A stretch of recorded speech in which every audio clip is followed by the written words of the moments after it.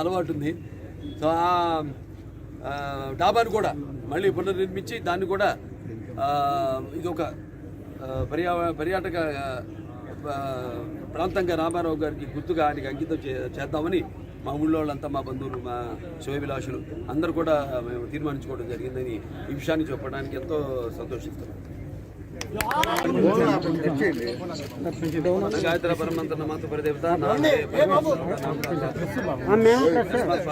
ప్రాదుర్బంధులు భక్తి గుణ సంతుల మాంస సర్వజ్ఞ మూర్తి అంటే ఆది దంపతుల పార్టీ తల్లిదండ్రులు కూడా ఆ భారతీయ పరమేశ్వర స్వరూపం. వారికి ఈరోజు మరి ప్రతి సంవత్సరం మే 28కి రామారావు గారి జయంతి జరుపుకోవడం మన ఆనవాయితీ. మన అంటే ప్రపంచంలో ఎక్కడున్న తెలుగువారు, పక్క రాష్ట్రాల్లో ఉన్న తెలుగువారు, మన తెలుగు రాష్ట్రాల్లో ఉన్న తెలుగు వాళ్ళందరూ కూడా తెలుగు వాళ్ళు కాని వారు కూడా రామారావు గారి జయంతిని ఎంతో ఘనంగా జరుపుకునే ఆనవాయితీ. మరి ఈరోజు ప్రపంచ పటంలో ఒక ఆనాడు 1982లో తెలుగుదేశం పార్టీని స్థాపించి మరి ఆనాడు ఈ యొక్క ప్రపంచ పటంలో తెలుగు సంతకం, అలాగే తెలుగు ఆత్మగౌరవానికి ఒక 6 అడుగుల ప్రతిరూపం, అలాగే ఒక తెలుగు జాతి ఒక చైతన్యానికి విశ్వరూపం, విశ్వఖ్యాత నట సార్వభౌమ నటరత్న డాక్టర్ పద్మశ్రీ నందమూరి తారక రామారావు గారు శకపురుషుడు. ఈరోజు ఆయన శతాబ్ది ఉత్సవాలు జరుపుకుంటున్నాం అందరం. దీనికి ఇది ప్రత్యేకత.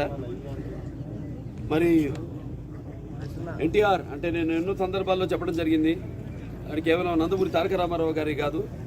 ఎన్టీఆర్ అంటే ఆయన ఇల్లే ఒక నటనాలయం, అందులో ఆయన ఒక నటరాజు నరసింహుడు. టీ అంటే తారమండలంలోని తారక ధృవతారకుడు. ఆర్ అంటే రాజకీయ దురంధర యుగంధరుడు, రమణీయ రమ్య కమనీయ సౌమ్య కుడతాం. అందుకే ఆయన మనందరి గుండెల్లో మెండుగా ఉండి మనందరికీ ఆరాధుడైన ఎన్టీఆర్. మరి మనం రామారావు గారి గురించి ఒకసారి చూసుకుంటే ఒక సామాన్య రైతు కుటుంబంలో పుట్టి ప్రభుత్వోద్యోగం చేసి చలనచిత్ర రంగంలోకి ప్రవేశించి తిరుగులేని కథానాయకుడిగా కోట్ల మంది గుండెల్లో స్థానాన్ని సంపాదించుకున్నారు ఎన్టీఆర్. ఆయన చేయని పాత్రలు అటు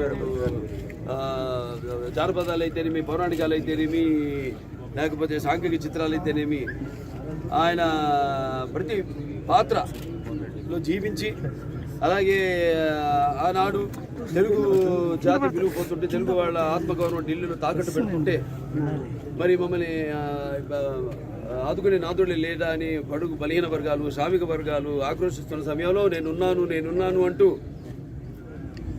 అడుగుపెట్టి సింహముల గర్జించి మడమ తెప్పకుండా పోరాడి ఆనాడు తెలుగుదేశం పార్టీ పుట్టింది శ్రామికుల చెమటలో నుంచి, కార్మికుడి యొక్క కరిగిన కండరాల్లో నుంచి, నిరుపేదల కన్నీటి నుంచి, అలాగే అన్నార్థుల ఆక్రందలలో నుంచి పుట్టింది ఆనాడు తెలుగుదేశం పార్టీ. స్థాపించిన 9 నెలలకే రాజ్యాధికారాన్ని సంపాదించి సమాజం మీద. హాయ్ ఫ్రెండ్స్, మా టుడే టుమారో యూట్యూబ్ ఛానల్ చూస్తున్నందుకు చాలా థ్యాంక్స్. మరిన్ని లేటెస్ట్ వీడియోస్ కోసం వెంటనే సబ్స్క్రైబ్ చేయండి. అలాగే ఈ బెల్ ని కూడా రింగ్ చేసేయండి. మా నోటిఫికేషన్స్ అన్ని మీ మొబైల్లో వస్తాయి. అలాగే మా వీడియోస్ మీకు నచ్చితే లైక్ చేయండి, షేర్ చేయండి, నచ్చకపోతే కామెంట్ చేయండి.